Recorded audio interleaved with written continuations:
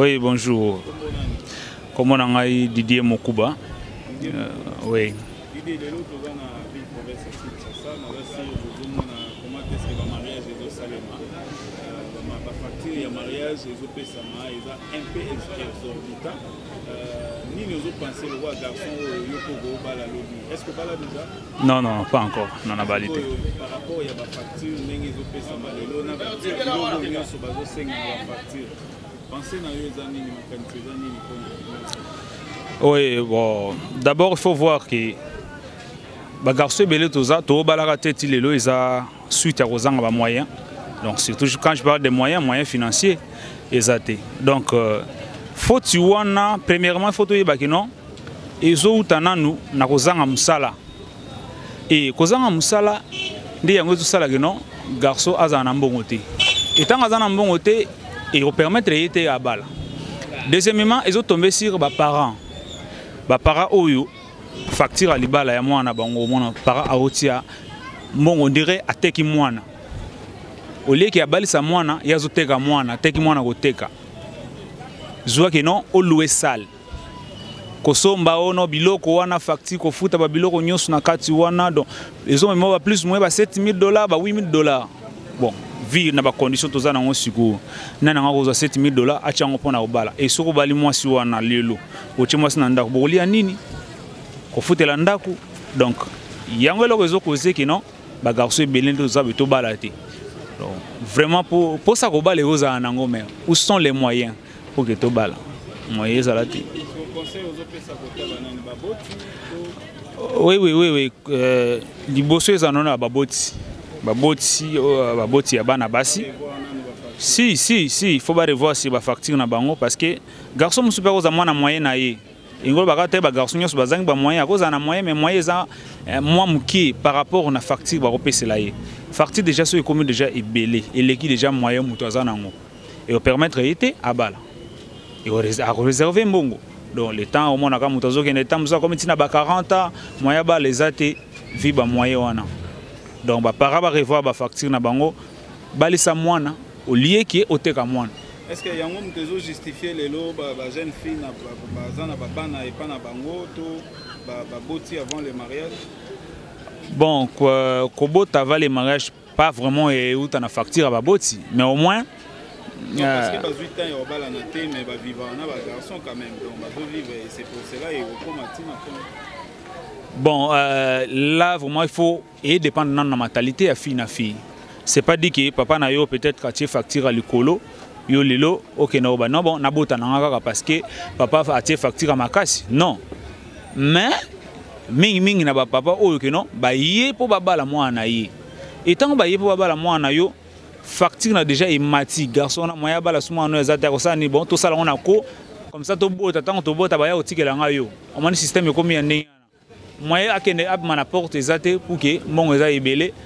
ale kaneta na simakaka boboti na ye après siko et ça là que ba ya kotikela yo de logo esala ya ngwana vraiment ba para bazala moi na réserve mingi sur facture na bango ba mbote na yo na et puis ba meilleur ve na ba ono surtout ba yebi ouais ba meilleur ve na ba master nyonso ba yebinga ba master fako chef nek inikin homme 20 surtout masa nanga bazakuna masa nanga Diego azali Jani Solo Yannick Yakwala bazali ebele na kauka donc masa nanga groupe yoka son bino nyonso ba Patrick ba Gaëtan ba nani ebele na pesi ba ngombote pa nyonso bozali. D'accord. Oui. Bonjour maman. Bonjour. Maman, mon tuna moke pona likambo etali libala. Lelo yo tozomona libala lelo la facture est commis trop exorbitant, ils ont trop cher, bazo senga na ba groupe électrogène, bazo senga ba congélateur, ba milika nido, magambo belé o ezo pesa ta mso pasi na mibali pona ko bala bana na tango o ekoki.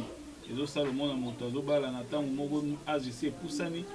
nini oyo bino bo vivaka na tango bino bozalaka ko kende mabala pe oyo bozo mona lelo différence nango ezali ndenge ni tango na bino ezalaki ndenge ni. Papa, tango na biso ezalaki ke tango mosusu oza na klasi aussi ozwa mobali asi a fiançayo asi apesa mwa eloko epa na bino osilisi klasi pe okoti na yo kaka libala po ba facture ezalaki ndenge oyo ezali lelo te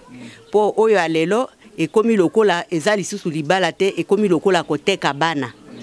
bino baboti ngai pe nazali moboti lokola bino bana soki balingani ifale kotika bango babalana ba facture wana banini makambo wana nyonso po ifo kotala bozwi ya mobali moto na moto azana bozwi na ye pe yo moboti soki olingi mwana na yo ya solo okoki koteka ye te lokola ozoteka ubi eloko na zando te okosenga mbongo ya libala oyo ekoki po mwana akende libala apesa yo valer kasi balobi yepe mabomboti pe azoloba ye atangisaki mwana na ye afuteli ba classe ba chere yango nyonso alinga récupérer na facture biso pe ndenge tozali awa toza pe na baboti batangisaka biso kutu tango ya baboti na biso lokola biso bangala toyebi ke epa na biso bamongo tango oyo batangisaka biso babandai kobala biso na bambongo te ba mama na biso babalaka bango na ba cuivre wana ezalaka le mosusu bapesi 50 cuivre ozwi mwasi akepe aboteli yo bana ebele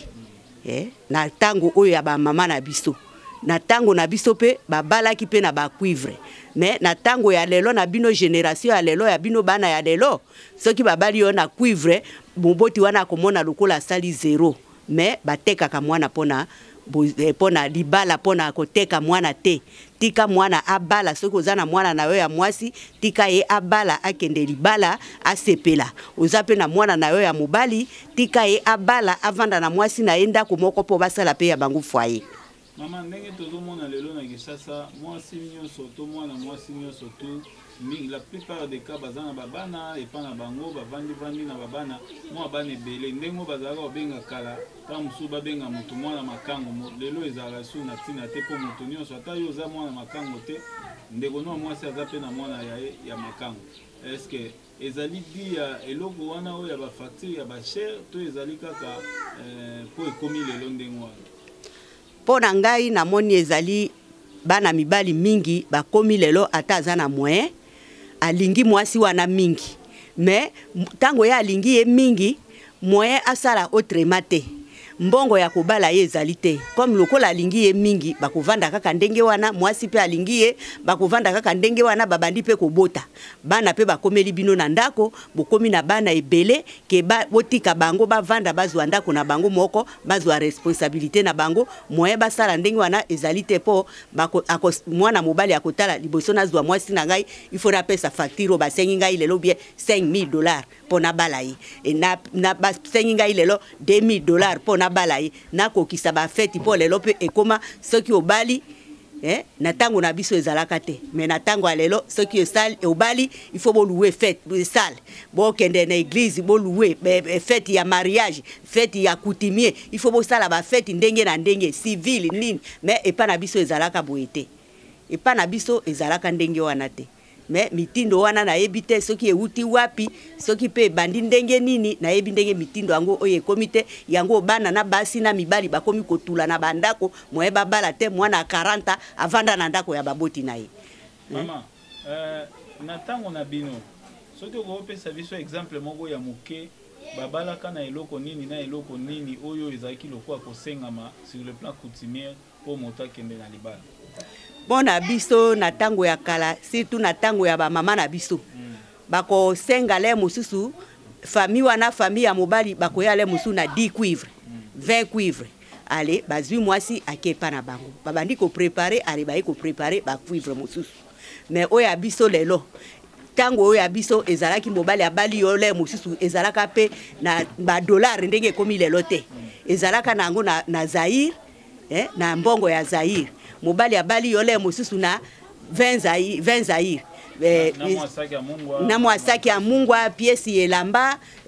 veste ya papa mbongo atiele mususu 50 Zaire na enveloppe okei pe libala mais oya lelo ekomi kaka il faut ba $2,000 $3,000 pe tango wana ezalaka te ke o fête yo bo louer bo sala fête bo sala sale bo sala boete tango wana ya biso ezalaka kaka mobali na famille na ye baye na famille ya bino mwasi babalani basali makambo nyonso tu esili sima ya tango bakosilisa bokei na église babenisi bango bakei na ndako na bango mais ya bino ya tango ya lelo ekoma soki bosali fête te bakomona libala wana eza na valeur te yango wana omoni bana na basi na mibali bakomi kotula na bandako. Merci maman. Bonjour. Papa kombo nani? Kombo na ngai Jani Zinga. Monsieur Jani Zinga, est-ce que bala? Te nanu te. Bali te point. Nanu nazwi pena possibilité te ya kobala. Lelo ba facture ya mariage ezo salema ndenge omona rapport lobi pe ko bala. Oui. Facture ya mariage ezo salema est-ce que zo permettre pona au sala au bala pe na air ya bien na temps ya bien to ezo bloquer mon moké. Ah, ezo bloqué. Ba facture ndenge komo salama e koma pena ko bloquer ba jeune po baba l'avant. Pona kala to ebi ezalaki ba papa banda ko bala na bango. Ba âge moko ya se ba 20 ans, 21 ans abala na ye. Mais siko ekomi ba 35 ans, 40 ans pour nini makoki pene ezozala te par rapport à ba facture oyo ba papa ba koma ko sala pona bana bango ya basi. Ba facture eza ko estimer na ba combien na valeur ni? Bon, ça dépend ya ba famille na niveau oyo mwana bango pa koleli nde batsaka ba misu batsaka ba $5,000, ba $2,500. Donc et ozwa mwana mobali tempo akokisa ba biloko wana nyonso. Yango mona ekomi pasi po ba jeune lelo babala na tamo eza favorable. Ba jeune fille so eza pasi so que komi déjà passe pour na ba jeune garçon et ça peut passer pour na ba jeune fille. So biso ba jeune garçon eza mon passe pour to bala ba jeune fille pe ça passe pour na ba po biso nde mutu esala to bala bango so biso possibilité zo zomate par rapport à ba montant ba facture bango pe ba za na passi. Ah.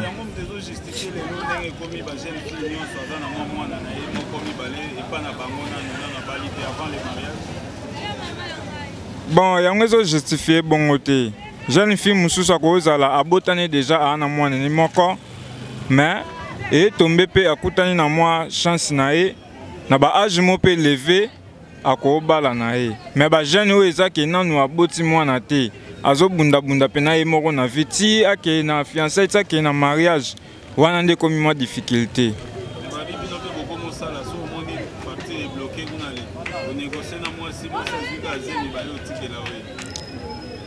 Ah, esalamaka nango esalamaka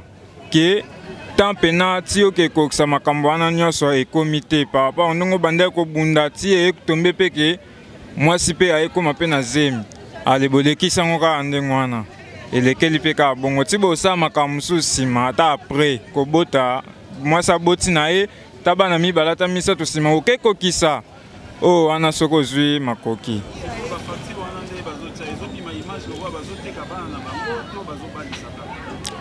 Bon, lelo totala pe na ndenge kozwila bato ekoma bamisusu ana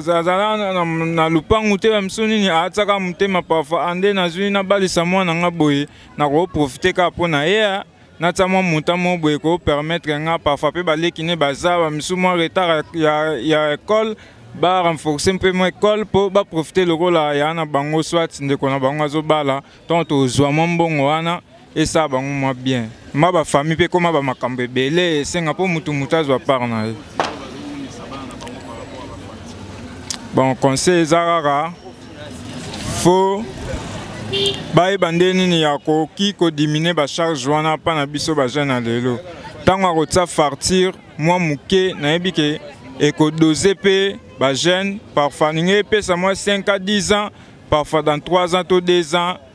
jeune garçon to pe mobali azwi pe possibilité selon oyo baparent basengaki asombi pe biloko akekokisa pe mbongo ya dot babenga yango mbongo ya dot je crois.